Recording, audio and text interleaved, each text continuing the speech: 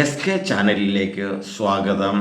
KSR, KER, സർക്കാർ ഉത്തരവുകൾ എന്നിവയുടെ അപ്ഡേഷൻ ലഭിക്കുന്നതിന് വേണ്ടി സിബിച്ചൻ കുരുവിള എന്നുള്ള ചാനൽ ഉടനെ തന്നെ സബ്സ്ക്രൈബ് ചെയ്യുക.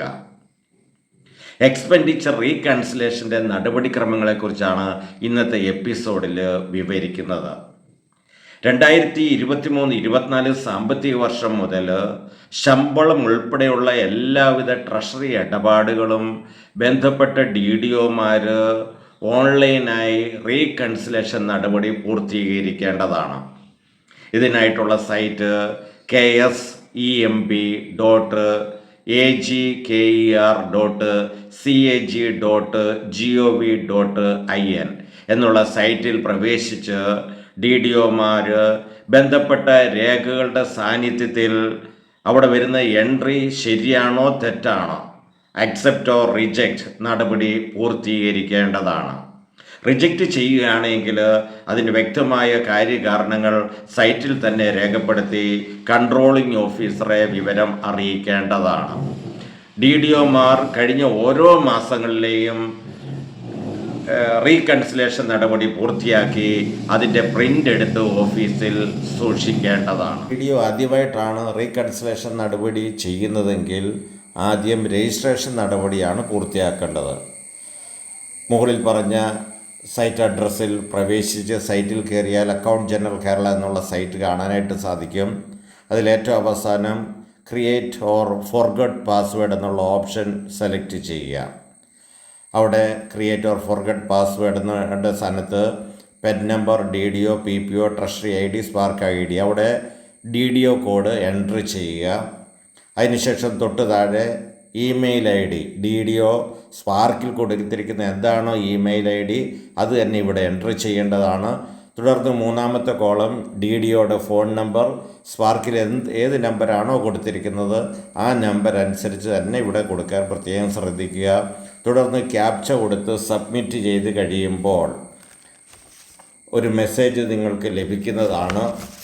നിങ്ങളുടെ മെയിൽ IDയിലോ ഫോൺ നമ്പറിലോ പാസ്വേഡ് ലഭിക്കും. ഓക്കെ എന്നുള്ളത് നൽകുക. തുടർന്ന് വീണ്ടും സൈറ്റിൽ പ്രവേശിച്ച് യൂസർ നെയിം, DDO കോഡ് കൊടുക്കുക. ഫോൺ അല്ലെങ്കിൽ മെയിൽ IDയിൽ വന്ന പാസ്വേഡ് ഉപയോഗിച്ച് സൈറ്റ് ഓപ്പൺ ചെയ്യുക. തുടക്കത്തിലെ പാസ്വേഡ് ചേഞ്ച് ചെയ്യേണ്ടതാണ്. റീകൺസിലേഷന് വേണ്ടിയിട്ട് വീണ്ടും സൈറ്റിൽ പ്രവേശിച്ച് യൂസർ നെയിം, പാസ്വേഡ് ഉപയോഗിച്ച് സൈറ്റ് ഓപ്പൺ ചെയ്യുക. ജാലകത്തിൻ്റെ വലതുവശത്തുള്ള VLC എന്നതിൽ ക്ലിക്ക് ചെയ്താൽ ആ ഓരോ സ്ഥാപനത്തിലെയും റീകൺസിലേഷൻ ഇതുവരെയും പൂർത്തിയാക്കാത്ത പെൻഡിങ് ലിസ്റ്റ് നിങ്ങൾക്ക് ലഭിക്കുന്നതാണ്.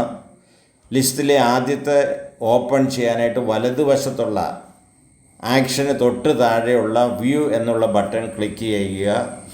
എൻകാഷ് ചെയ്ത തീയതി വെച്ചാണ് ഇവിടെ വിവരങ്ങൾ കാണുന്നത്.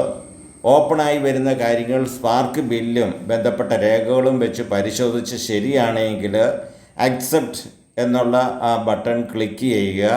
അങ്ങനെ ക്ലിക്ക് ചെയ്യുമ്പോൾ അപ്ഡേറ്റഡ് സക്സസ്ഫുള്ളി എന്നുള്ള സന്ദേശം കാണാം. ഇതോടെ ആ മാസത്തെ ലിസ്റ്റ് റീകൺസിലേഷൻ സ്റ്റേറ്റ്മെൻറ്റ് തൊട്ടടുത്തുള്ള അപ്രൂവ്ഡ് ലിസ്റ്റിലേക്ക് മാറുന്നതാണ്. തുടർന്നുള്ള മാസത്തെയും കാണണമെങ്കിൽ വ്യൂ നൽകുമ്പോൾ കാണാൻ സാധിക്കും. ഇല്ല എങ്കിൽ VLC വീണ്ടും ഒന്ന് ക്ലിക്ക് ചെയ്താൽ തൊട്ടടുത്ത മാസങ്ങളിലെയും ട്രാൻസാക്ഷൻ നമുക്ക് കാണാൻ സാധിക്കും. ഇതേ രീതിയിൽ തന്നെ ബന്ധപ്പെട്ട രേഖകൾ വെച്ചുകൊണ്ട് അക്സെപ്റ്റ് ചെയ്യുക. എന്തെങ്കിലും തെറ്റുകളോ കാര്യങ്ങളോ ഉണ്ടെങ്കിൽ റിജക്റ്റ് ചെയ്യേണ്ടതാണ്. റിജക്റ്റ് ചെയ്യുമ്പോൾ കാര്യകാരണങ്ങൾ രേഖപ്പെടുത്തി വേണം റിജക്റ്റ് ചെയ്യുന്നതെന്നുള്ള കാര്യം ഓർത്തിരിക്കേണ്ടതാണ്. ഇങ്ങനെ റീകൺസിലേഷൻ പൂർത്തിയാക്കി കഴിഞ്ഞാൽ ഓരോ മാസത്തെയും റീകൺസിലേഷൻ സ്റ്റേറ്റ്മെൻറ്റ് പ്രിൻ്റ് എടുക്കാൻ സാധിക്കും. അതിൻ്റെ നടപടിക്രമം ഇതാണ്: VLC, approved list, view, print. ഈ രീതിയിൽ ഓരോ മാസത്തെയും പ്രിൻ്റ് എടുത്ത് DDOമാർ ഓഫീസിൽ സൂക്ഷിക്കേണ്ടതാണ്. മറ്റൊരു മാർഗത്തിലൂടെയും റീകൺസിലേഷൻ നമുക്ക് പൂർത്തിയാക്കാവുന്നതാണ് BIMSലൂടെ. അതിൻ്റെ ഓപ്ഷൻസ് പറയുകയാണ്: BIMS, bill, reconciliation, select period, view, check details എന്ന മാർഗത്തിലൂടെയും ഓരോ ഓഫീസിലെയും ഓരോ മാസത്തെയും റീകൺസിലേഷൻ പൂർത്തീകരിക്കാവുന്നതാണ്. Thank U.